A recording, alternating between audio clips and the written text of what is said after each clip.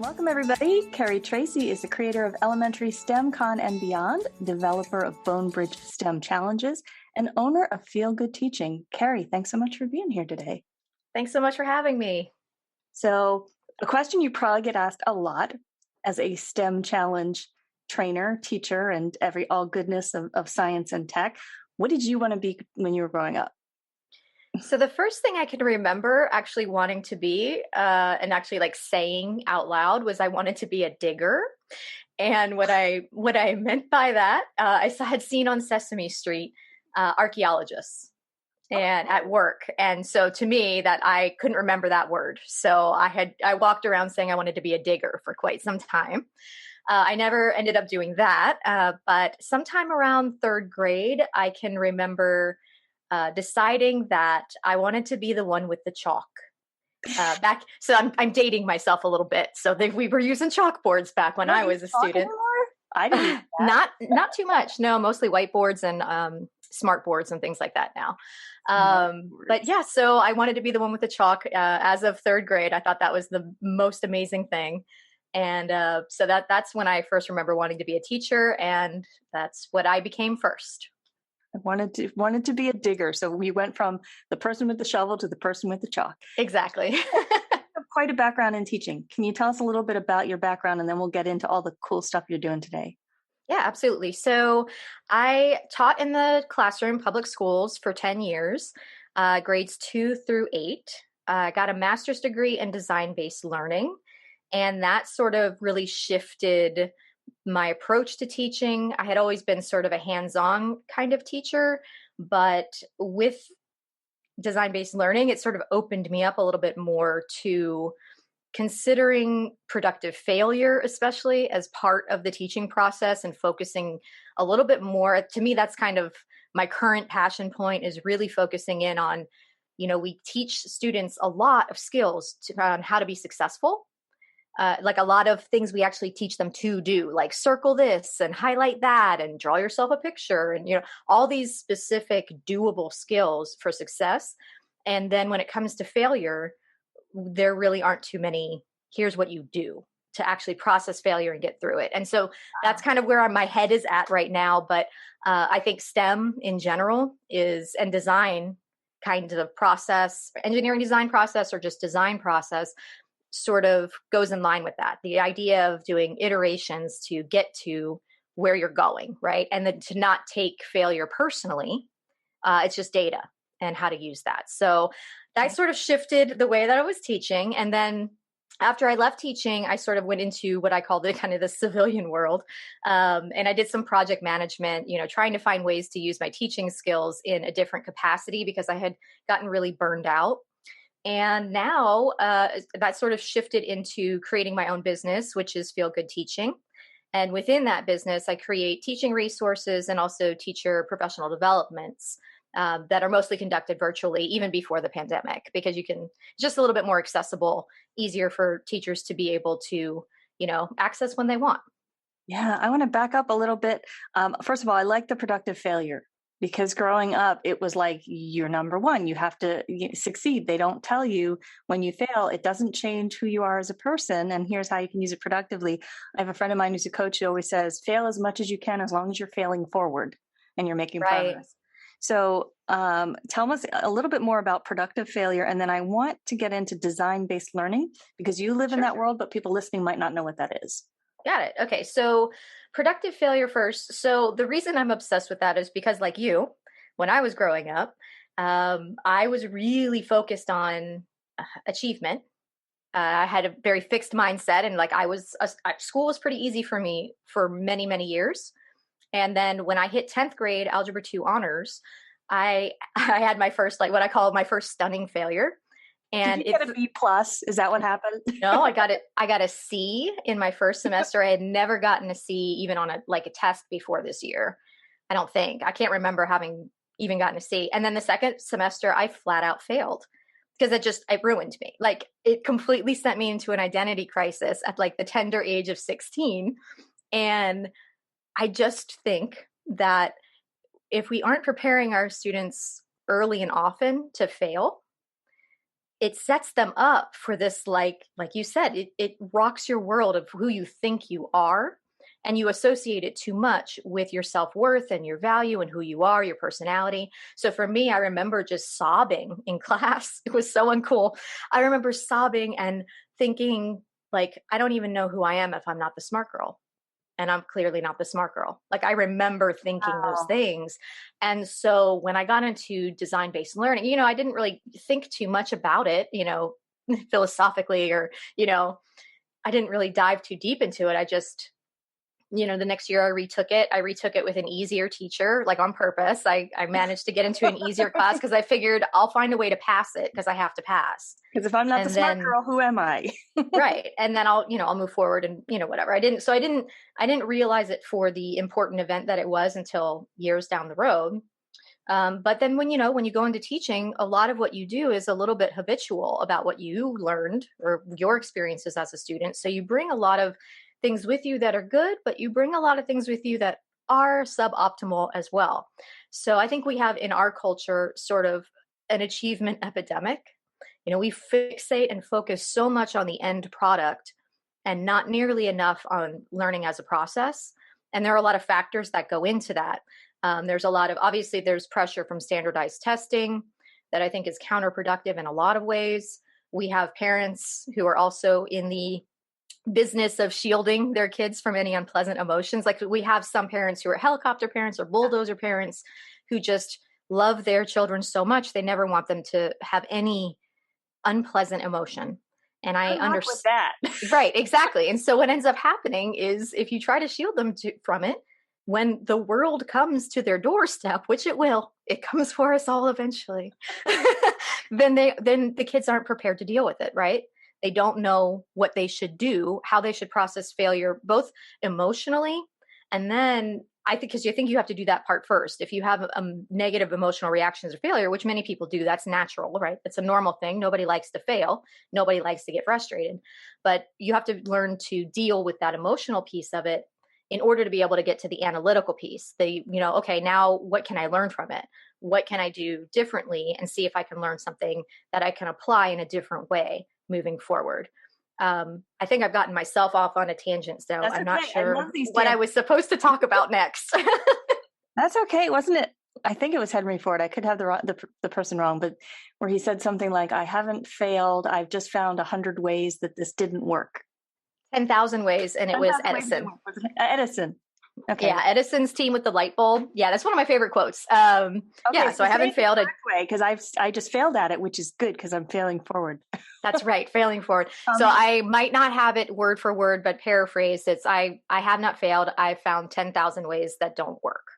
which is It's something like that. And it's Yeah. funny, I was thinking back to when I was in school. There was a girl who came into class who was all like, "I get straight A's. I've got nothing that's like really the kind you want to pinch when they're bragging." And the teacher said, "Oh, well, maybe you should take some harder classes because how are you growing if all you are is if you're getting it perfect, you might not be trying hard enough." And at the time, I was like, "Huh." Yeah. Yeah, I love that concept. If you haven't, if and that's part of the thing with STEM challenges too. You alluded that we'll kind of talk about that later, but challenge is right in the title, and so it's meant. Sometimes you're supposed to fail at them, and that's Oh, kind of part of the process. And if you're approaching STEM challenges all the time as just sort of like a fun activity, and students are always successful at it, then there are things that as teachers it would be helpful to do to adjust your criteria and constraints or your materials in order to push it up. Because if you aren't actually challenging them, and it's not a STEM easy, it's a STEM challenge. So we do need to look at that and not be scared of it, or not sort of move away from it for time constraints or whatever else might be going on for you. For me, since I had so many issues with failure, I refer to myself as a fragile perfect, which is a term that comes from Angela Duckworth's book Grit. ah, Um, we were. I have not read it yet, but I have a friend of mine who's told me 5 times. She's like, "You have to read this book. You have to read this." You like positive psychology, you have to read this book. So now you're the second person. Listen, you're going to have to pick it up. I got mine from well, first I got it from the library, but I ended up buying it because I knew I wanted to like highlight Yeah. sections and mark them off and just own it. And I know what I'm reading this weekend. Yes, it's really great. And so in it, she talks about from like I can't remember, she's a college professor that she was telling the story, but she says, these students come in, these bright and wonderful students come in at midterms and they're struggling. Yeah. And it becomes clear to her that they know how to succeed, but they don't know how to fail. Yeah. And it causes so much distress when that first failure hits you. The later it hits you in life, the more stressful and, emotionally entangled you sort of are with it, which is why I really love to normalize the idea of failure as, we know as adults now that there are no success stories that aren't riddled with failure. Like Bill Gates had failures, Oprah Winfrey had failure. Everybody has failures. Elon Musk, I think he went nearly bankrupt a couple of times on, on exactly. Exactly. So we know it's required, right? In order to be successful, you have to be willing to fail. And then you have to actually know what to do with the failures. So I'm completely obsessed with the notion of it now, because I think, I'll say I'm a late bloomer. So when I say I'm a fragile perfect, I usually actually say I'm a recovering fragile perfect. 16 is not late blooming to have that crisis. It's a shame that it happened, but that's still pretty young. No, I mean, yes, it's young, but it's not young enough. I mean, you shouldn't exit elementary school without knowing how to fail, I don't think. Okay. Interesting. I mean, that's the world I would like to see anyway. Yeah. So let's go there. You're talking about STEM challenges. Basically, Reader's Digest version for somebody who might not know what they are. What are STEM challenges? And you've already talked a little bit about why they're important, but a little more about what they're for. Sure. So STEM challenges there's quite a bit of variety, so I'll tell you about the sort of my flavor of it, and then I'll sort of tell you some other ideas on the other end of it. But basically what I like to do is take a challenge you can do with mostly very cheap materials or things you have around the house, like cardboard. I always say like clean trash, like things like food packaging that isn't, gnarly and nasty. It's like you have like a little foil left over from something, all that. Unless you're going in a Petri dish, then it's okay. And then, so an example like of a classic challenge that most people have seen before would be, an index card tower. So you get 20 index cards. You have to make the tallest tower possible in X amount of minutes. Would be a really simplified version of a STEM challenge. People do like toothpick bridges and things like that. But the idea is you have a problem that has to be solved, and you have criteria and constraints. So in a tower challenge, and this to me also, the criteria and constraints and materials, those are sort of the most important levers to adjust for different age groups to make it more difficult. Because you can have kindergartners do this challenge, and you could have adults do this challenge, and there's something to be gained by any group doing it, but they shouldn't have the same criteria, constraints, and materials. Otherwise, you're not really adjusting it enough for the age group to make it appropriate. So for kindergarten, for example, you would probably give them more time in their constraints. So their constraints would be a little bit more flexible in terms of time. You would probably give them much more tape. Whereas an adult, maybe you don't give them any tape. But no glue. No, well, I don't do glue with my STEM challenges for a number of reasons, but one of them is when you're in the classroom, glue takes time to dry. Okay. And I just don't, hot glue works all right with older age groups that you aren't too worried about getting burned. Yeah. But in general, I choose tape over glue whenever it works because of the time constraints you have and the mass constraints too, let's be honest. Yeah. But and then for your older students, then you would do things, maybe it's not just a height thing. So like for kindergartners, I'd still maybe give them 20 index cards, but I give them a bunch of tape too and more time. Whereas as I'm getting into older age groups, 5th, 6th, 7th, 8th, maybe above, maybe instead of saying we want the tallest tower possible in that amount of time, I say, okay, I want to tie this in with maybe my ancient civilizations lessons. And so I want them to have to build either around a river or on an uneven surface. Mm-hmm. So I might put like 2 textbooks down or something on a desk surface, and they have to have the bases touching the book and the desk underneath, like on the other side of it. So it's straddling, either straddle a river or something like that. So there's a lot of room for creativity. And what you're doing is you're looking to adjust not only the difficulty to try to make sure it's challenging, but also thinking ahead to your content standards, your academic content standards that you might want to tie in. Because part of the value of design-based learning in general is that you're not only doing a hands-on activity, but you're providing sort of a physical context in the classroom to attach lessons that are coming It's deeper than just afterward. reading it in a book and memorizing. You actually have tactical, some world experience to be able to apply it.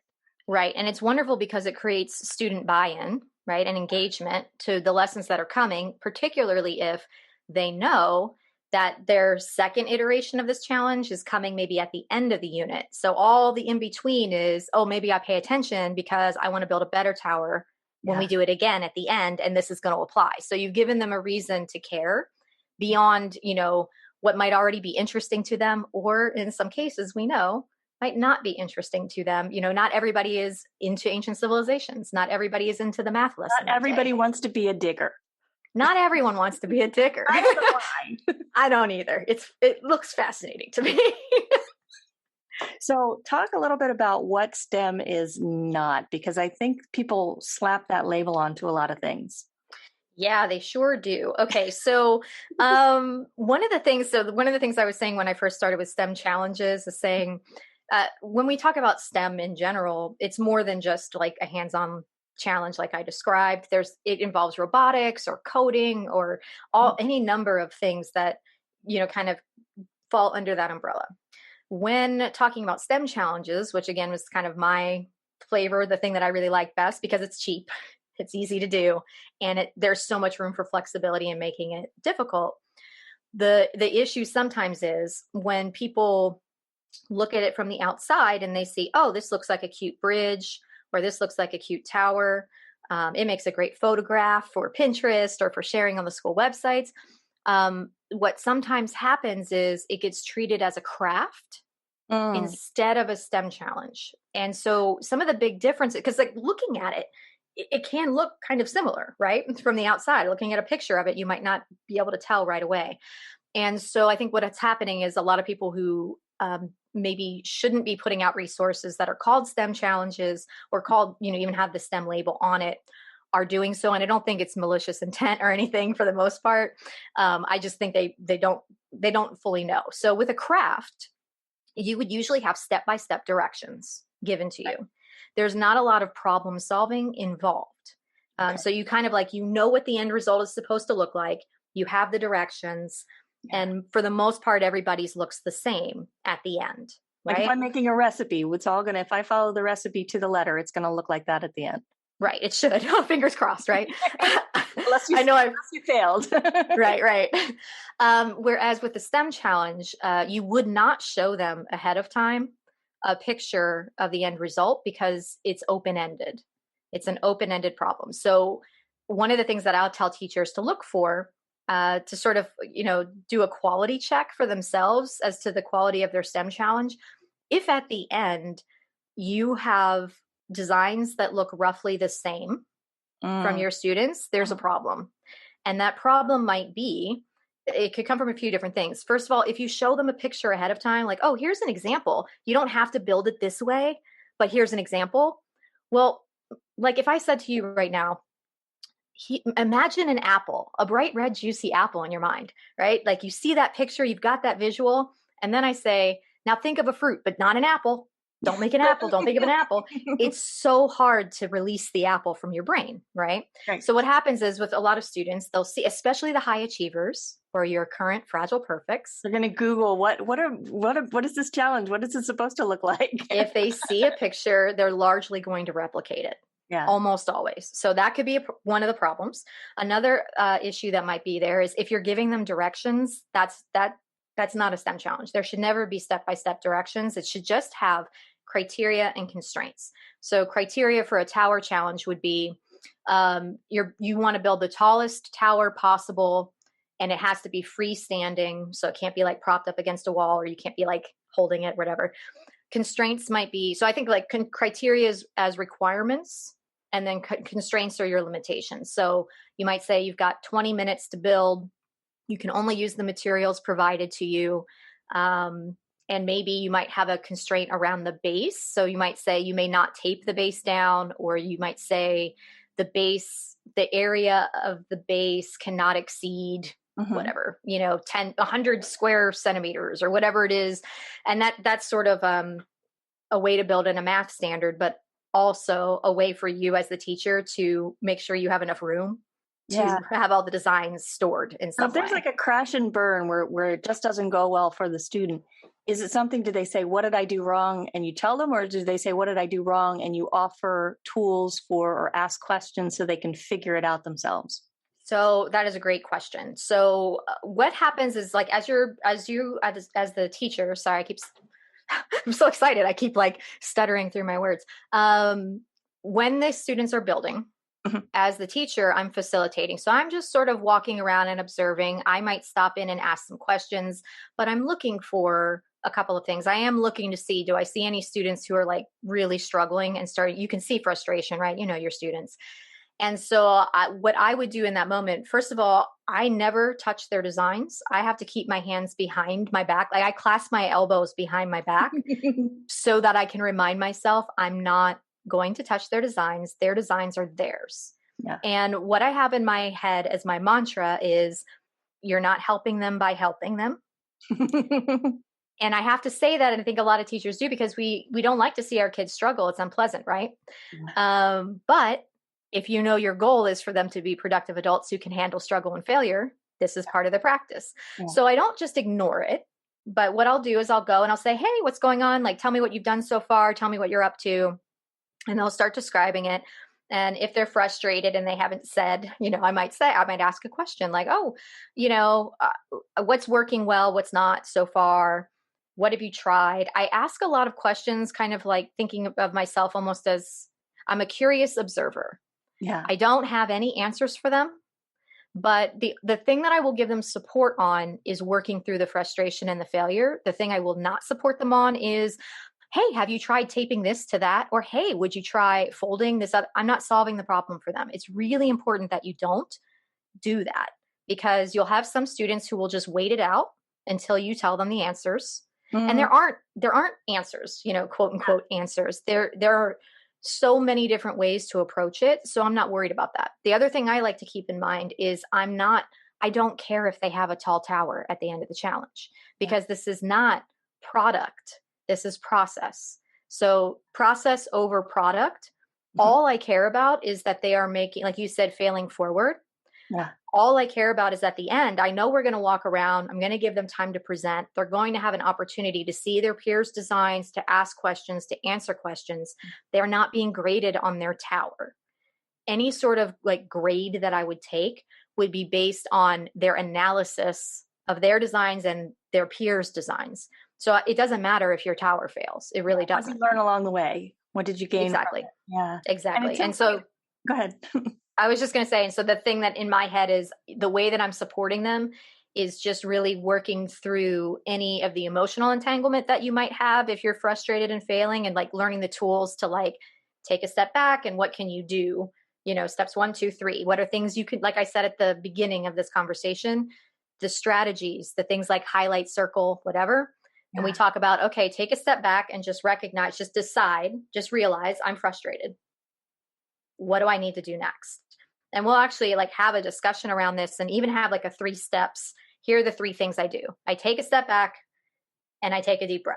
That's step 1. Step 2 could be like walking around silently without disrupting other groups, walking around the classroom to just observe. Just observe what you're seeing from other groups and all that. Step 3, if you have a new idea or you're ready to keep working, then you do that. If you are not yet, then you simply document like everything you've done so far. So it's like almost like a process flow chart. First, I did this, I tried that, it didn't work. I tried this, I tried that, it didn't work. Because that documentation is what you can use in a clearer frame of mind, maybe the next day, maybe not even today, to actually go through and sort of analyze, okay, what can I get from? So it's fine if they fail. What's not fine for me is if they shut down completely and aren't doing something. They have to always be doing something. So even if it's just documenting, this They is what have I've to have already grit. done. They can't give up. Right. Not fully give up, but even then, I still give them the out of, after they've gone, usually what happens is after they've gone around and they've observed, Yeah. there's usually a new idea, and then they move forward with that. One of the rules that I would give to students is you can't do a straight copy of something somebody else is doing. You always have to throw in something different, like Yeah. take it at a different angle. And when they present later, they need to give credit to the original group. Like I walked around and I saw this Wow. group, because what happens is like kids get really, and adults too, like I'm this way. If somebody copies me and Yeah. doesn't give me credit, it infuriates me. Yeah. But so this is what I realized, like kids would get really frustrated because it's like, well, he's looking at what we're doing and he's copying. And, it's like, but that's what we do in science, right? We don't just start from scratch with everything. We build upon others' work, Yeah. And but then we credit them. and it becomes kind of a collaboration. So in addition to teaching them skills and knowledge, it's critical thinking, it's emotional intelligence. They're Yes. learning how to be ethical, good people in the process. And it's so interesting as a coach. When people come to me and say, "Oh, just tell me what to do," no, I'm not going to tell you. So a lot of the same rules apply as far as you're not going to give them the answer. You're going to give them the tools so they can figure it out. And Yes. that's the beautiful thing. So let's talk a little bit about elementary STEM Con and beyond. Where did that come from and what's happening with that? Yeah. So last year, I created this virtual conference, and last year it was called Elementary STEM Con. And what we had done is I was really eager to make accessible to more teachers all kinds of great STEM content. And for me, like, I'm very comfortable presenting and talking about STEM challenges, but robotics is not my wheelhouse. Mhm. Green screen animation. Now, I like these things, but I don't consider myself qualified to present. And obviously, even if you were doing a conference, you would never be the only presenter. So I set out looking for other educators that were passionate about their topics and skilled and ready to present. And I was very excited to get all of these people, pull them in, create, your passion topic sessions. And then we wanted to make a virtual conference with that content really accessible for teachers everywhere. And so we keep the price really low. So our price point is right around $40. It goes up a little bit before the end of registration. It's a little bit cheaper during early, but basically it's right around the $40 range, which is Ridiculously cheap for a conference and everything that you're getting. yes. That's And this is because this is it's a 4 day. in mind. Exactly, because a lot of budget allocation does not go to professional development, and unfortunately, and we know there are a lot of budget constraints for everywhere right now. And so what ends up happening is teachers often have to purchase their own professional development if they're interested. And for the budget that does exist in schools, it's almost entirely, in my experience. So I'll just say my personal experience. It was almost entirely allocated to English language arts or math, not a whole lot of STEM or science. I can't really remember any in my 10 years. That was maybe a couple things here and there provided by the district, but certainly not to the extent of what we're doing, which is 4 days that are packed full of content. And it's a hybrid conference. So some of the sessions are pre recorded Mhm. and we do some sessions live. And it's a really nice mix. And we give everybody access to all of the content. All of our attendees get access to everything. Even the live sessions end up being recorded and then placed on the site to view later for a full year. They have access so they can go back and visit things if they were, really loved a session, but it also gives them sort of that flexibility to kind of pick up and not feel like they need to compress, 4 full days of like full-time attention to this conference, because nobody can really, nobody can really do that. And this is in April. So this is April 16th through the 19th. But again, if those dates don't work for you, it's totally fine because you have everything for a year. We have a it's actually over $50 of STEM resources everybody gets. It's donated from the presenters who have been really, really generous. So actually what you get in donated prizes exceeds the cost of the conference. We're really proud of that.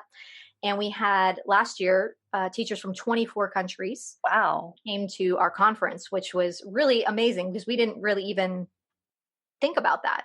I was thinking I really want it to be accessible. I know a lot of teachers have talked to me being in rural communities that they don't have access to a lot of like high quality conferences because they're in person, and Yeah. it requires travel, and that's so much more expensive. So we decided, well, we definitely need to do this again. This needs to be annual. But this year we added the and beyond. So now it's elementary STEMCon and beyond.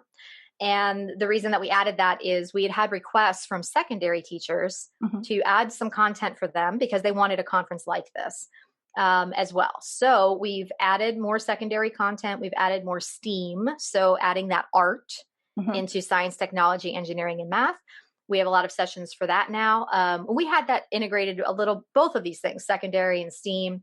And special education is another kind of area of focus for us when we were expanding this year. We had those pieces last year a little bit, but every year kind of going forward, we're going to be looking at, what are some areas, some niche areas that we want to expand in and create even more content for moving forward. So we are super excited to be doing it all over again, and we have really exciting sessions. I'm very excited about not just our pre-recorded, but our live sessions are really exciting. I think we get so much from the panels, especially. And you had some really cool panelists coming. Yeah, so we're very excited. We have Go Steve ahead, geek out. Spangler. I know, I'm so excited. Say it again. So we have Steve Spangler, who in the elementary world, he's kind of, I mean, he's pretty famous for most of us. So he's on Ellen. Ellen called him like America's science teacher. He's coming and he's going to be a panelist on virtual science fair takeaways. So there was a group of us who worked together on a virtual science fair. It was organized by Dr. Heather Kaiser. She created it in her school district. And then the rest of us, including Steve on the panel, were judges. And so we kind of like had some takeaways about like what worked well, what didn't, because like you said, it's iterative. We have things that worked really well and some things that we do differently next time. And so we're really excited to share that. We have a panel on diverse and inclusive reads. So talking to elementary STEM teachers and to some extent secondary, because I believe a quality picture book works for all grades. I really do. I think there are ways to connect I love picture books now as an adult, but also when I was teaching 7th grade, there were some picture books that I could bring in and use for some of our lessons. So I just wouldn't count them out, even if you're a secondary I have teacher. trouble understanding something. I'm going to look for an elementary school book on the subject with pictures just to wrap my head around a concept if I don't get it. So I see Yeah. value in picture books as an adult. Absolutely. And so with this panel, like one of the things we want to look at is like helping teachers like take a critical look at whatever, a lot of teachers have classroom libraries. Mhm. So just giving them ideas of different books that they might want to include or add into their own libraries to make them more diverse and inclusive. And we have some amazing guests on that panel, including Vanessa Brantley Newton, who her illustrations are just gorgeous. If you aren't familiar with her, look her up. She's amazing. Melissa Sweet, who wrote Balloons Over Broadway. And we have Dr. Arlene Simon, and she I don't know where she finds time for all of these different titles, but she's a biomedical engineer. She's an author. She's an inventor. She's an entrepreneur. We also have Dr. Yasmin Daniels, and she is just the same way. She has all these different titles. She's an analytical chemist. She's a professor, an author, and a youth mentor. We just have, and that's just a small sample. Those are just a couple of the sessions. We have over 45 sessions between the pre-recorded and the live. So for us last year, I think the thing that we really took away from it, because it happened in April, so we were about a month into the pandemic then, and we weren't sure if it was the right time to do a professional development, but we went forward with it anyway because it was ready, and we're just like, let's go for it. And it was really re-energizing. There's something really special about being around truly passionate educators. Yeah, and connecting at a time when nobody can connect in person to find a way It to created a really nice community. And so, I know it's hard to predict even a couple of weeks into the future now, but I feel like I am definitely going to be ready in April for that feeling again, yeah. being really connected and just getting really, because teaching is a really, really hard job. Even like in the before times, it Yeah. was a really, really hard job. What teachers are doing right now, what is being asked of them right now, Yeah. is so beyond anything I can even comprehend, knowing that I was burned out in the before times. Yeah. So being able to connect and find things to be excited about in teaching right now, I Yeah. think is sorely needed. And so I'm really looking forward to doing it all over. Yeah, I have a couple more questions for you. I could talk to you all Sure. day because I find this stuff fascinating. But it's so interesting to me, and without getting on a soapbox, but the number of women that you mentioned at this conference, because I don't know what your experience is, but growing up, I wanted to take wood shop and metal shop. I wanted to take biology class, and I was conveniently talked out of it. But you're a woman, you, or actually not even a woman, you're a girl. Girls take sewing and cooking, and so I ended up getting strong armed to give up a woodworking class to take a sewing class, which I hated. Oh no. And to this day, there was one girl who's brave enough to take that class, and she said how much fun it was. And I was like, man, I wish I could have been like her. And I was determined, I'm going to be that girl from now on, like whenever I want to do something. So it was, you're steered towards English and away from science. I don't see that as much now. Do you feel that that is changing significantly? For sure. I mean, I think my own experience in school, I didn't feel pushed away from anything I wanted to do. Although my favorite subjects in school were English and science. Until I got into high school. Once I got into high school, I realized I wasn't going to be in a STEM profession. Didn't think that was Mhm. really where my brain worked best. But I also wonder if the ways that in general we sort of do sometimes steer girls into girl activities and boys into boy activities. I think there's much more awareness of that now than there has ever been. And certainly, I think most people are making really concerted efforts to make sure that we don't steer anybody out of a STEM profession, especially thinking forward that a lot of the jobs that our students are going to be stepping into in the next, 10, 20, 30 years, they don't even exist right now. A lot of the jobs they're going to be doing do not exist right now, which is like mind-blowing Yeah. thing to think about, right?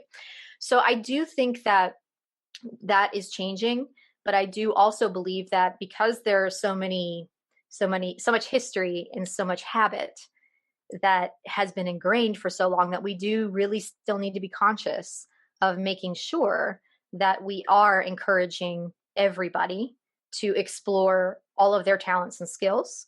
And particularly when it comes to STEM, I know that at our conference, we actually have far more female presenters than male.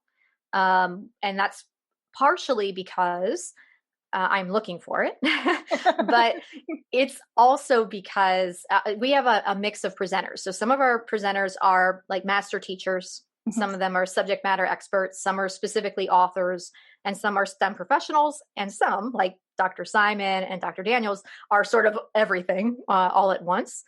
Um, but in general, teachers, particularly at the elementary level, tend to be more female than male. Mhm. So, but even with that, we all still need to be, I always like to say, we're immersed in the same culture that our students are.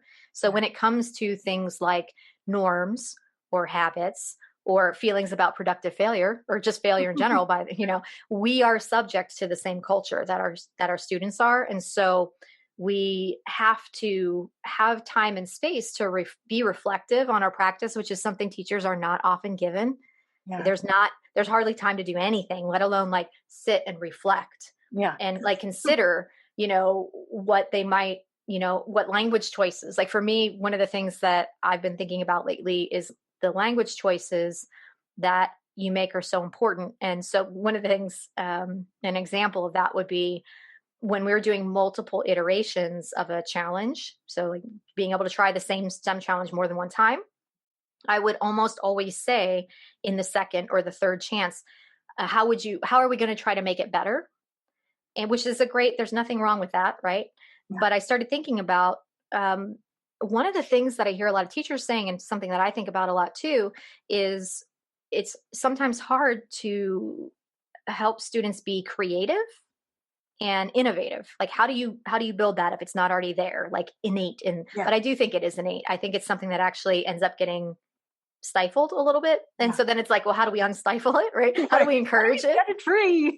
Exactly. So, and I realized that language, that's a simple language choice of saying make it better, puts in pressure on the end product. Mm, that I don't necessarily want to be there. If my goal is, I want students sometimes to just try something just to try it, even if it's not going to be successful. yeah. Right. I think that's important for creativity, right? And risk taking, innovation, those things all kind of go hand in hand. And so a simple word choice that make it better. How will we make it better? Maybe that's not what I want to say. Yeah. Maybe I want to say, what do you want to try next? What do you think the outcome will be? Or, I don't even necessarily want to ask the next question, but it's something that I'm an overthinker. So it's something that Not have guessed that. it's got its pros and its cons for sure. But I think things like that, like where you can get some quiet time, which for a lot of teachers doesn't happen until, the summer. And even then, for a lot of teachers, they'll teach summer school or they'll pick up a second job or a third job in Yeah. order to supplement their income. So they might not even have the reflection time then, but it's something I'd like to see a little bit more, hopefully, um, in the kinds of things like where you have staff meetings and things like that, where it's just you need that quiet time to sit and reflect and realize even just something that small can make a big difference. So I think a lot of the things we're bringing into the conference will give an opportunity for that. Like I mentioned earlier, that diverse and inclusive reads. There, a lot of times you buy books, you put them in your library, and you don't, necessarily think, how representative is this library of the population that I'm teaching and the world in general? Because even if your population, you don't want to only have books in your classroom that are for one population, even if it like matches really well to the group you're teaching, Yeah. because the world is bigger than that. And so let's make our books more representative of what's out there in the world. And then the reason that we have a book panel at Mhm. our conference is because a lot of teachers are developing their STEM challenges to tie in Yeah. with picture books, because there's always a problem in a picture book, right? There's always a problem to be solved. So they're often, if you just think about Goldilocks and the Three Bears, Yeah. we've got beds, we've got chairs, right? We can do STEM challenges around, creating the perfect bed, creating the perfect chair that's going to hold a certain amount of weight, or, maybe, have some sort of aesthetic, requirement to it as well. Um, I don't even remember what your original question was. This is what happens when you get me talking. Hey, I don't want to end this without talking a little bit about feel good teaching, because we started there. Hmm. Talk a little bit about the resources, and I believe that website, along with the STEMCon, they can go to the same place to learn more. Is that Yeah. So if you're interested in the conference, I would say go to elementarystemcon.com. okay? And Feel Good Teaching is sort of the umbrella Hmm. company. And so there's even like a little pop up on there that would lead you back to the conference site as well. But it also has blog posts, it has videos. I have a YouTube channel, and a lot of those videos are embedded within the blog posts. And so they're sort of like shorter bites on direct lessons that you can do, like actual STEM challenges. Here's how to do it in your classroom. Here are some things to look out for. Here are the materials you need, that kind of thing. Yeah. And then there are also smaller sort of professional development videos. So things around growth mindset, things around teaching productive Mhm. failure, even just things like, should you have a budget, like a student budget? Some, like, a lot of times when teachers are doing materials, they'll say the student has $2 to spend, two fake dollars, right? And pipe cleaners cost this, and toothpicks cost that. I have some different feelings about that. So basically, it's anything I have an opinion on. I might have made a video about at this point, and you can get yourself into a rabbit hole if you want to nerd out. But yeah, I watch some of the videos. I think they're fascinating because it also ties into a resource. Like, here's how you do it, and then the resource is very moderately priced. And I know a lot of teachers, they don't have a big budget, or they're spending the money themselves. So to be able to not have to create everything from scratch and go someplace to have some ready-made ideas, that's huge. It is so huge. I do think that before I left teaching, if that sort of market existed the way it does today, so there are a lot of teachers selling on a site called Teachers Pay Teachers. and they have set their lesson plans there. And so I do have a shop there, and then I have it on my own website as well. I think if that had existed when I was still teaching, then I might not have burned out quite so fast. And so I do think the market is so wonderful now that there are, teachers who really get into their niche and get really good at something. And so I would have loved the opportunity to just be like, oh, let me go pick up this lesson plan for history this day. Let me go pick up this. And then I can devote my time and energy to some, this other piece of the puzzle, because there's just, your work is never done as a teacher. Yeah. Okay. So tell us one more time, STEM, Con, and Beyond, the website. Oh, the website, elementarystemcon.com. Hey, Kerry Tracy. And that'll get you there. Thanks so much. Thank you.